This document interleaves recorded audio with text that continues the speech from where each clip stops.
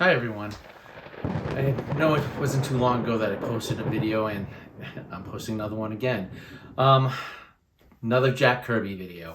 So last year I posted a video about the Absolute Fourth World Edition Volume 1 that came out and had nothing but great things to say about that book. And a couple months ago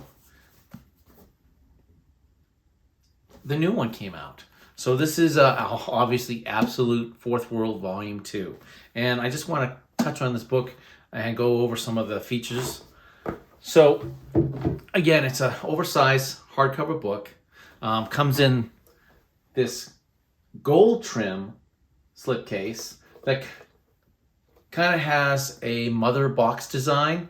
And it's got a cutout, has a cutout on one side that will allow the picture of Orion to show through when you've got it in the slipcase. Now, the book also, the slipcase has that Jack Kirby 100th birthday illustration that DC released with a whole bunch of special Jack Kirby birthday celebration books. I think that was now going on 5 years ago. So now the book itself, instead of having the blue cover, now has features a red cover. I kind of like it. They don't have to be the same, and it's has some illustrations, kind of throughout the text that's on the outside cover of the book, and it has the big Kirby on the side, which I really like. It also features a ribbon bookmark. Very nice. I like that a lot. It has so many issues built into this one book that you kind of want that bookmark.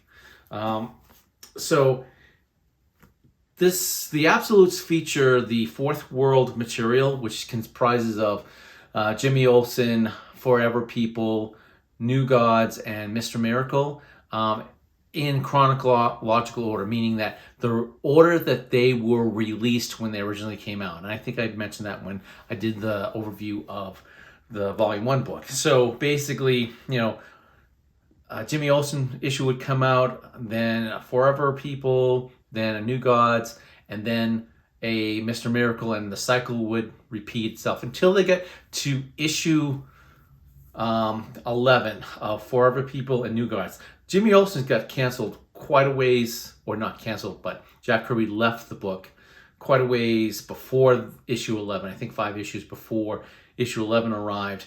And when issue 11 was the last issue for Forever People and the New Gods, however, Mr. Miracle was continued until it reached issue number 18. And that was like table of contents with all kinds of information. It's great because you can just look it up. So Mr. Miracle number 18 was released the February-March release cycle of 1974. So that was the last time Jack Kirby worked on the books during the 1970s, but not the last time DC would produce the Fourth World material. They later in the 70s, I think the late 70s, around 77, maybe 78, they picked up and had different writer-artists continue with the Fourth World stuff in a New God series and a new Mr. Miracle series. Forever People did not get a new series. It was not really as successful. If you look at the history of the books, DC claims that the Jack Kirby's Fourth World was not successful, but people who were in charge of editors and the main publisher of the lines during the time says that the release numbers sales numbers were pretty good. So who knows why DC canceled Jack's run. And then when they came out with the new runs, it lasted until what was known as the DC implosion. Basically, and I believe it was like 1978, all of a sudden DC canceled half the comic book lines, out of nowhere. Like, it was a surprise to everyone, and a lot of that material never saw the light of day until recently. Some of them had been wound up in reprints of stuff. So what does this contain? It contains Jimmy Olsen 146 to 148, Forever People issue 7 through 11, same thing with New Gods issue 7 to 11, and Mr. Miracle 7 through 18. It also contains the covers to the New God reprints from 1984 and the new story material from issue number 6 of that run, which was Kirby was asked to come back and write a new story. Basically, they gave him an opportunity to finish his New World storyline. So they did a 6-issue reprint that had only the New Gods material, which again, back in the early 70s, Jack Kirby took the opportunity to use all these other titles to connect a larger scoping story. But again, New Gods was reprinted in 1984, and this also contains the Hunger Dog graphic novel. So issue 6 of the New Gods reprint had a brand new story that was kind of a prelude to the material, to the final finish of the story in the Hunger God graphics novel that was released in June of 1985. And that's how Jack Kirby was able to come back and in kind of officially finish up his vision of the story. Now, some of the key stories that are in this book are in the Jimmy Olsen story, Superman finally visits Supertown on New Genesis, and meets Highfather. So you have a Superman appearance, of course, in Jimmy Olsen every issue, but this finally had some tighter weaving connections with the Fourth World material. The Forever People, DC wanted to try to connect some of their lesser characters with, lesser characters. So they had Deadman appear in 2 issues of the Forever People. Also in issue 10 of the Forever People, and it's reprinted in the book, is a ad for the Demon. So Kirby was still on a contract. DC wasn't thrilled with what they said were the numbers for the Fourth World material, so Kirby still owed them a certain number of pages per month, so DC wanted a new book, and Kirby came up with the concept for the Demon, which I know I did a video for the very first comic I ever purchased with my own money, and that was Demon number 8, but I'll probably do another video talking about the series as a whole and show you some of the pages out of that. And I'm gonna, have some pages out of this overlaid here and there. So in New Gods, you get two of the greatest stories that Jack Kirby has ever done. You get The Pact. The Pact is the storyline in which to come up with a truce for the war of New Genesis against Apocalypse, Darkseid and Highfather exchange sons. So Scott Free is the son of Highfather, and of course Orion is the son of Darkseid, and they exchange them as young children. So that's a very important storyline. And then you have the storyline, the Death Wish of Terrible Turpin in issue number 8. Now the Death Wish of Terrible Turpin is Turpin is a police officer in Metropolis Police Force, and he is trying to fight his own front against the world with Apocalypse, and he confronts Calabac, the other son of Darkseid, in a confrontation, and it's very brutal. Terrible Turpin, the Detective Turpin, is beaten beyond belief but won't give up, will not give up. And that's the whole point of the story, is this lowly human against this god from Apocalypse just won't give up. Now, this storyline, the Death Wish of Terrible Turpin, was adapted in the 1990s Superman animated story.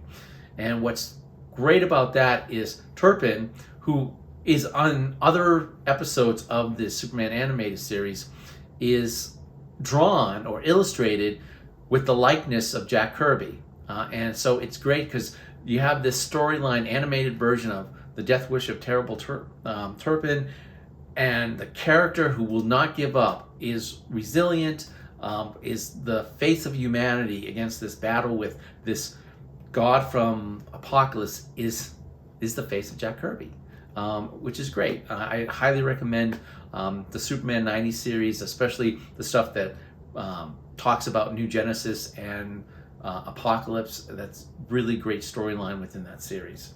And then the Mr. Miracle, you have the classic story in issue number 9, He-Man. He-Man was a resistance fighter in Apocalypse, an older gentleman who had a lot of traits that was admired by Scott Free, Mr. Miracle, and he helped Scott escape Apocalypse to Earth. And it's a very important story because it's where Scott Free, Mr. Miracle, makes a stand against all that he was brought up. Because when in the Fourth World story, Scott Free, when Highfather and Darkseid exchanged sons, Highfather took Orion in as his own, whereas Darkseid sent Scott Free off to the camps, because that's how children are raised on Apocalypse. That raised in these children orphanage camps to be indoctrinated into the thinking of the Apocalypse. And this issue features his escape and basically Scott Free asserts his will against Apocalypse.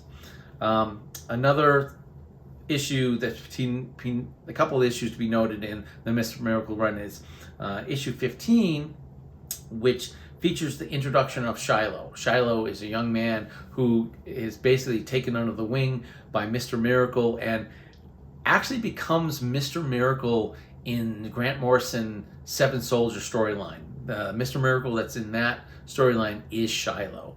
And again, Shiloh has made numerous appearances throughout the introduction. Never a big character, but always a presence. And then finally in issue 18, which is, again, the last issue of Mr. Miracle and the last Jack Kirby fourth issue for the 70s, Mr. Miracle and Big Barter get married. There's a wedding. And most of the characters from the Fourth World wind up in that issue. And again, so that was the original run of Jack Kirby stuff. Issue 18, it's done, and then he would go on to do The Demon and write and illustrate issues of The Loser, which was a World War II Army battalion that he was able to tell human interest stories in that. And then he came out with one of his greatest series, and I'll probably do a video on that at some point, is Commandy. Commandy is basically a young man who is the lone man in a civilization of animal-human hybrids. Kirby kind of took his inspiration from the Planet of the Apes movies and kind of ran with it. So it's not just apes, it's tiger men, leopard men, it does have gorilla men, and all kinds of these different animal crossbreeds. And it's really a fun read. And Jack Kirby did 40 issues of that. Out of all the stuff he did for DC, that wound up being the most successful and prolific. And I will cover that at some time. Now, of course, in 1984, they released the New Gods reprint series so that Jack Kirby can do a new story call, and it was titled Even Gods Must Die. So Even Gods Must Die. And that, again, led into the end of that was kind of a prelude to the Hunger Dogs graphic novel, which was released in 1985. That was a large format graphic novel.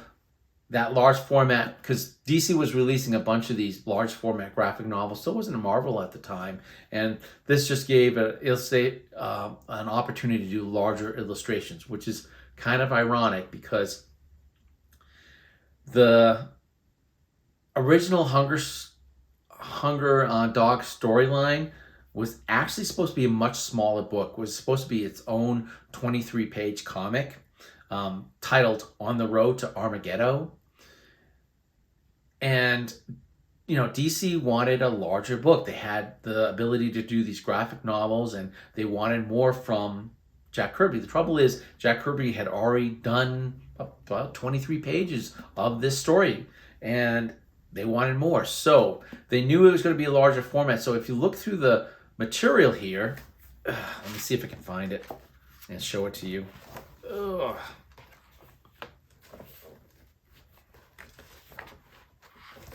Okay.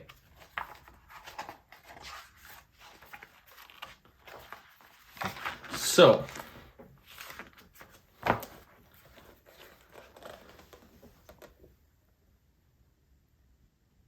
as you can see, that's a regular comic panel size. But some of the other illustrations within the same book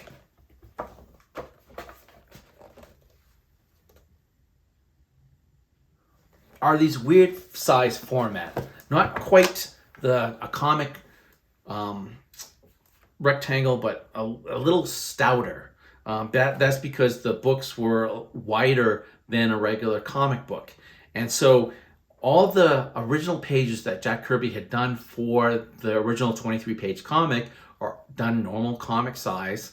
And then the ones that he created additional material for the Hunger Dogs graphic novel are this kind of more squarish size, because again, it's a wider format. What's funny is he had a completed story. They asked him for additional pages. He did the additional pages, and then he reorganized the entire story and wrote new dialogue. So the story order that he had for the original 23-page comic, the pages aren't even in that order anymore. He's got new pages mixed with old pages to tell a larger story. Now, that's one thing I want to talk about in this book, is for the first time ever, that original 23-page comic is printed. I have not seen it printed anywhere else. So we now, in this book, get the original 23-page story that Jack Kirby intended for that smaller comic, which is great. I more material, more better. I say more material, more better. And in the end, some of the extras that are in this book, of course, like the other omnibus, the big omnibus, and then the little omnibuses that they released earlier, it has some pencil pages, but it also has these neat superpower toy designs. Now, I don't know if any of you remember this, but in the 80s, DC and Kenner collaborated on these superpower toy designs. They were the small little toys that had the backboard packaging, and there was a whole bunch of figures, and the Fourth World characters that were released with this toy line. Jack Kirby designed all the Fourth World characters for that toy line, and the design sketches that he had done are in this book, which again I've never seen before.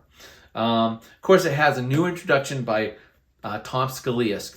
Tom Scalia is an artist that recently did a large Treasury format version of a Fantastic Four story. So he does emulate Jack Kirby's style very well. I kind of like his work. I really appreciate it.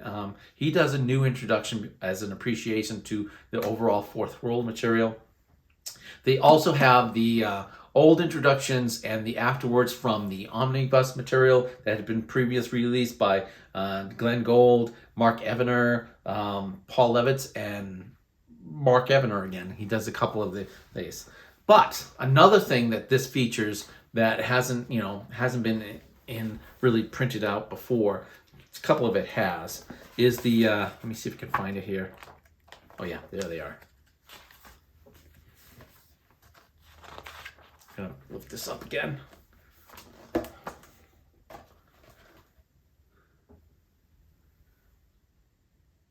So that's the essays that I talked about in my old video that are in the Jimmy Olsen 2 trade paperbacks. The ones that I said, hey, I'll never give these up because I want these essays. But not only do they have the Jimmy Olsen essays, they also have the essays that were in New Gods, Forever People, and Mr. Miracle. So one essay appears in all 3 books, and then he did an additional essay that I think is Mark Evener does the essay that appear. There's one for Mr. Miracle, one for New Gods, one for Forever People. So there's a total of 4 new essays that are in this book here. So that's, Jack Kirby, Fourth World Omnibus Volume 2. Just as nice as Volume 1. I think it's a great format to have. The large format with the, again, the semi-gloss pages, so it's not too shiny. It's really nice, and I really like this book quite a bit. I like both of the books together. I think they make a great pair and a great way of looking at this magnificent run of a historic line of comics that Jack Kirby created. Now, when I talk about Jack Kirby, I'm gonna use that historic word so often, you are going to get sick of it. Again, Jack Kirby was a brilliant illustrator and idea man, and everyone should know about Jack Kirby and his work. So, Jack Kirby, Fourth World, on Absolute, Volume 2. Gotta have it. Should get it.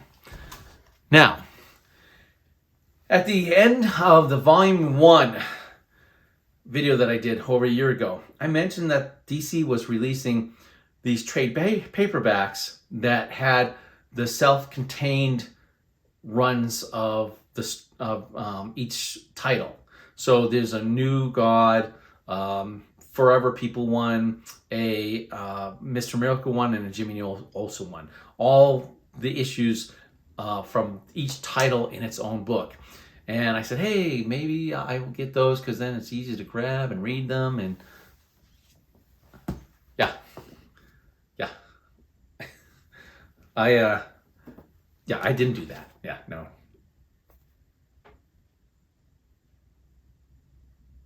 Yeah, I didn't do that at all. I'm gonna put these here. And then Jimmy Olsen. Let me see. Jimmy Olsen one. And then the Mr. Miracle one. So I picked those up as well, and I like these because again they have the entire titles run in them. They're got the regular paper pages, which is similar to the original pages from the original comics, or page quality, and they all feature that Jack Kirby stamp at the side here, the 100th anniversary stamp. So those are really nice. The New Gods one does have the story from the reprint and the Hunger Dogs. They all have pencil material. They all have the who's for those particular titles. It does not have the essay in the Jimmy Olsen one. It doesn't have the essays. It doesn't have the illustration for the toy lines. It doesn't have any intros. I don't think. It's been a while. Let's double check. Nope, no intros and no afterwards. Just the comics themselves, including the covers. So they're a nice book to pick up when you just want to easily read them and get that one storyline from the individual titles. Again, Absolute, the trades. I have my original Jimmy Olsen trade. I had the black and whites at one time. Would I buy this again? I think I mentioned that if they came out with a gallery size edition, I'd buy it again. Color, big giant color gallery size, that would be great because you have that larger format to appreciate Jack Kirby's art. Again, I want to thank you for your time. I really appreciate you watching the video, especially if you stayed to the end. You're a diehard. If you like this video and this type of content, please like and subscribe and share. Please share. Also, again, I think I'm going to be doing more Jack Kirby content I don't see enough of it out there, and I really appreciate his artwork and all the concepts and the characters he created. I think the next video I might do might be Challengers or some 50s material. So please stay tuned. Thank you again for your time.